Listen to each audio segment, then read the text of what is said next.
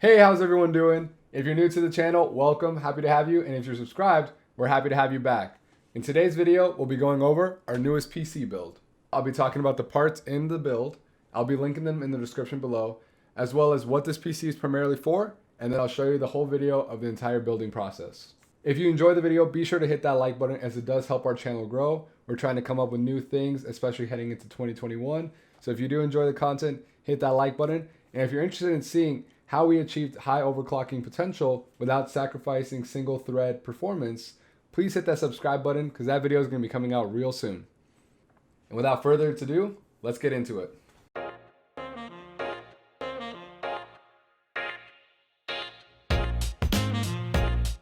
Alright, so I'll be showing you the parts now. Now some of the parts you'll see the unboxing during the video. If you keep watching, you'll see I have everything marked down so you can check the description for specific parts. We're not going to go too deep into the details of each part. It's more kind of just an overview, and we can talk a little bit more about that.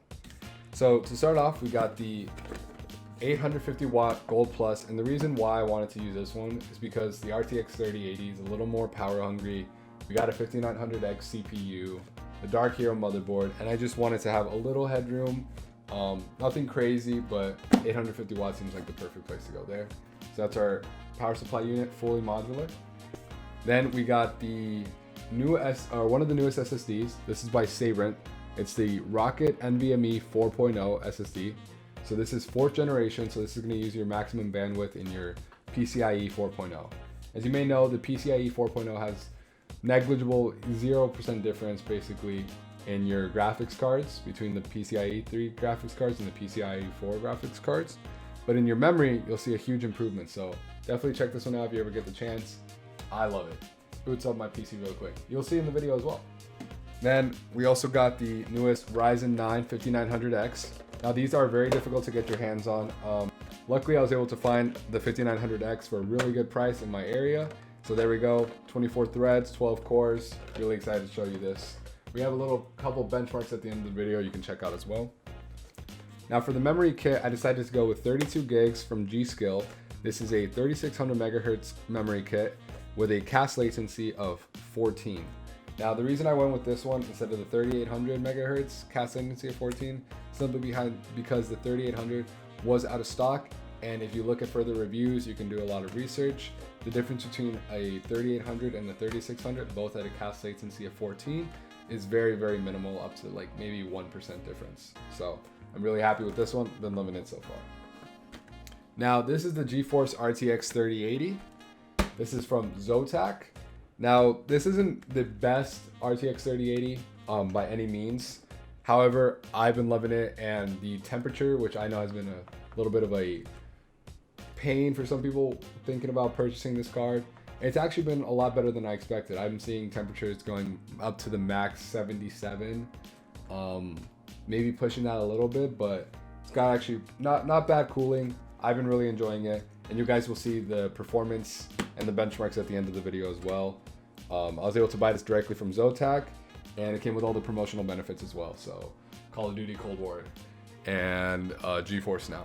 Now I'm really happy I was able to get my hands on this because I've been playing around with the overclocking settings on my new 5900X. But this is the new This is the new ASUS Dark Hero ROG Crosshair V III motherboard. The packaging is absolutely incredible. You guys will see the unboxing during the video. But this has great passive cooling, great headroom for overclocking, and an overall fantastic motherboard. I've enjoyed it tremendously. Now, part of the reason why we got the PC build as quick as we did is for this guy right here. We were ready for Cyberpunk on an RTX 3080 5900X. It works beautifully. I've been enjoying it. Obviously, there's some problems going on with the game right now, and we're not going to dive too deep into that. There's a whole lot of information out there I'm sure you guys can find.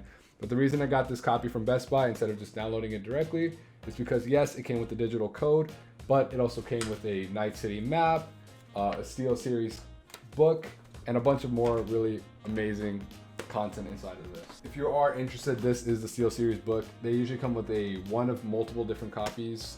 It's random which one you receive.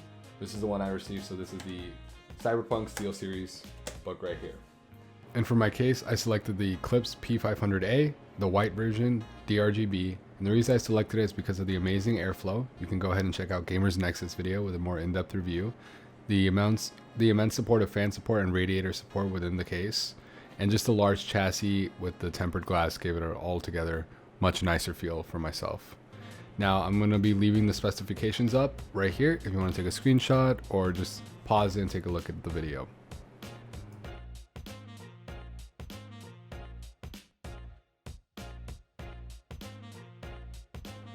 Now here I'm unboxing the Corsair 850 watt 80 plus gold power supply unit. It is fully modular, so I'm setting aside all the cables right now and removing just the power supply unit itself so that I could ground it by attaching the cable and then use that to ground my electrostatic discharge wristband. That way I don't have to worry about static damaging any of my PC components. So this is just the setup.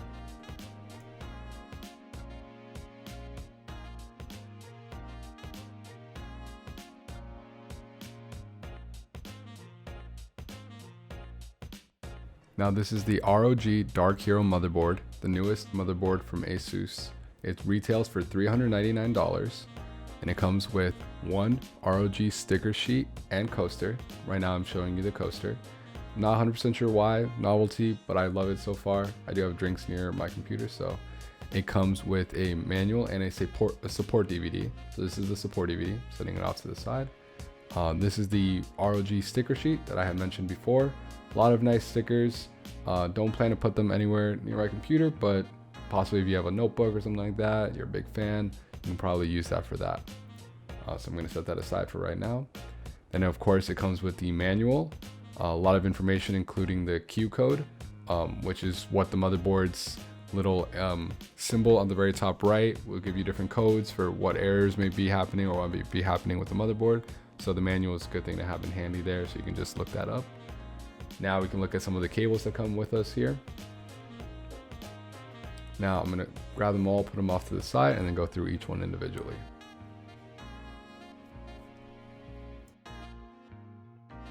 Now the contents that come with the motherboard are the Wi-Fi antenna, which you will be attaching later on, a ARGB extension cable, one of those, one RGB extension cable, then you have 4 SATA 6 GB per second cables, which I'm holding on right now up on the screen.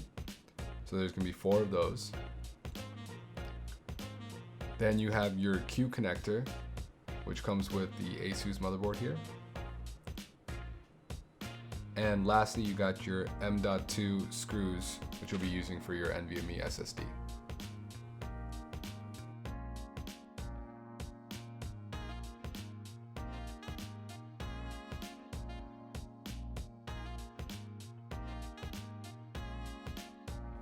Now this is the Ryzen 9 5900X. It retails for $549. Currently difficult to get your hands on, but they do seem to be restocking more and more frequently. It is a 12-core 24-thread processor with a max boost of 4.8 GHz and a base frequency of 3.7 GHz. Now the reason I chose the Dark Hero motherboard is because it's DOS, which means dynamic overclock switching, meaning that I can use both precision boost overdrive and my own manual overclock, so I don't lose out in single thread performance, and I can use the frequency boost of my manual overclock to improve my multi-thread scores as well.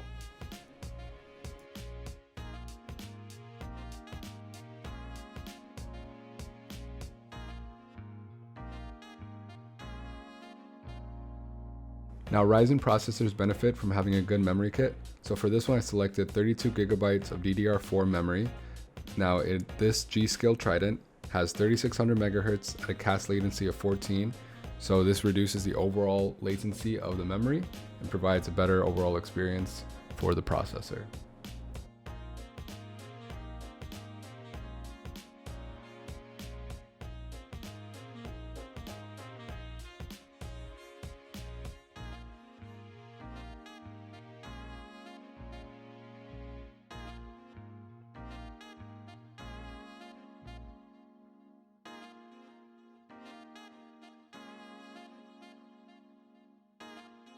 Benefit from the PCIe 4.0 bandwidth and go with a 4th gen 4.0 SSD. Now as you can see, the X and the green check mark are motherboard specific, This basically means that I'm going to get the full bandwidth as long as I put the SSD on the top M.2 slot, which is what I'm showing you right now.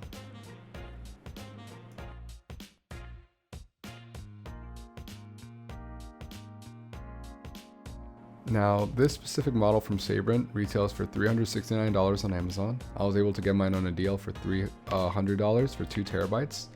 Now, it takes roughly 15 seconds for it to go from a completely powered off state to directly into Windows, which compared to my last SSD is about 3 times faster.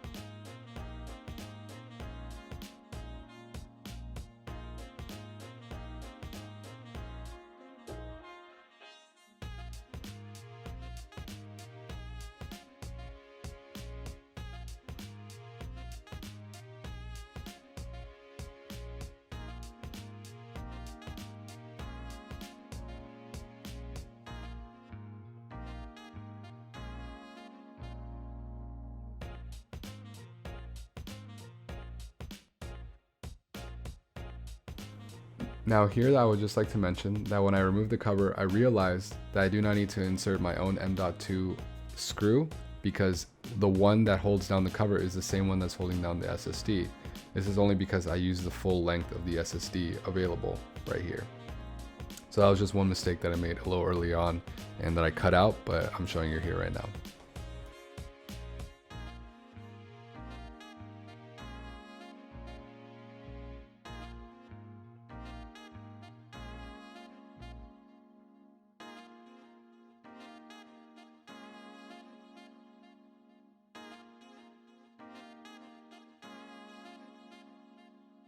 So here I have installed the radiator for the Kraken X73. I decided to install at the top due to a Gamer Nexus video. You could also see as well as it just fit my case best to keep the Kraken X73 at the top of the case.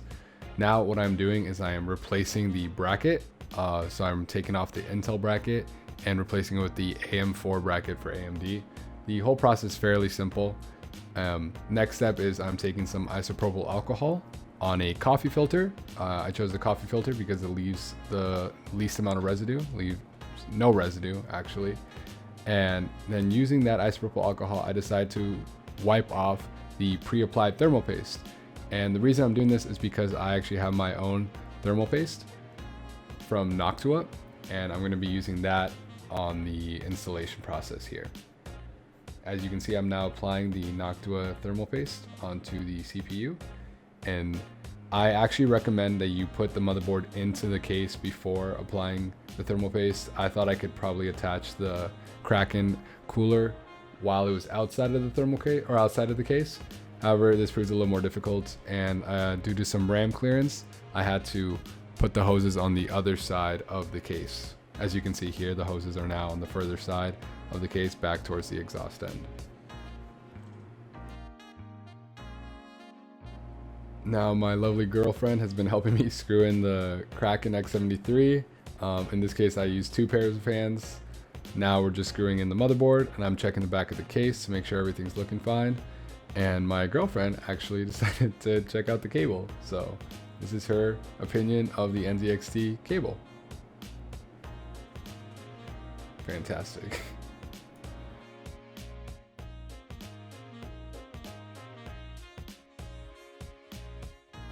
X3080 I was able to purchase directly from the Zotac website. Now this specific model is the Amp Hollow.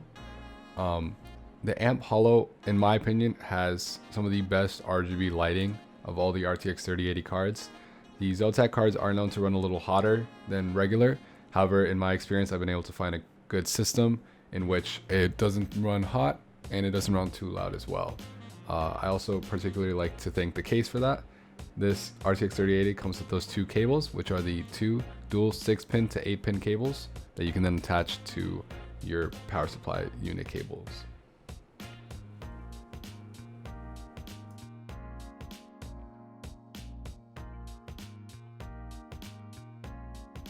Now the back plate actually glows right where you see those white lines, and as well as the front has a nice glowing pattern along the bottom side as well. Paired with the holographic effect, makes a really nice lighting.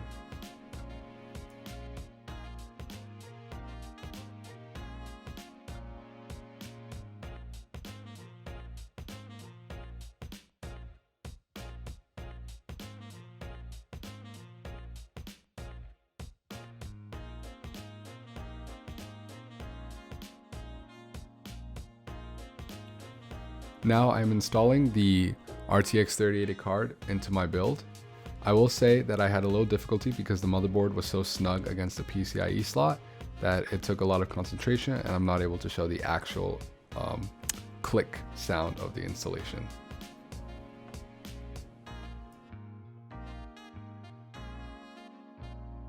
Oh, 4:15 in the morning.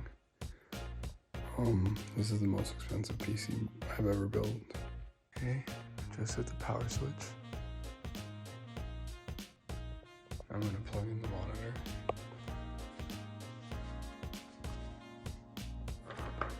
Oh, and the, mouse and keyboard.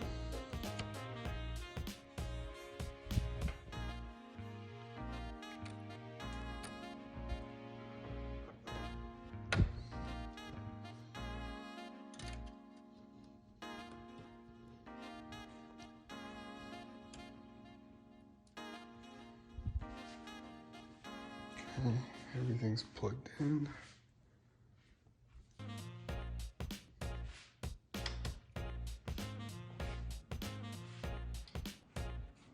Come on, baby.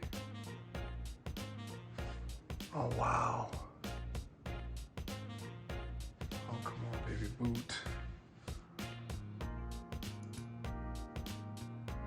Show me some life. Wow, that is gorgeous.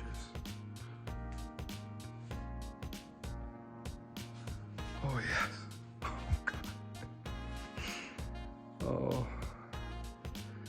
Oh, it's time to go to sleep. Oh, wow.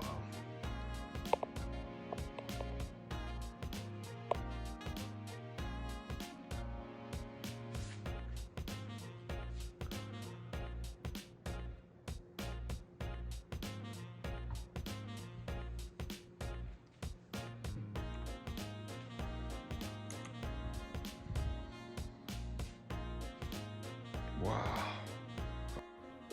Now I'm glad the whole build went according to plan, and here's some B-roll footage.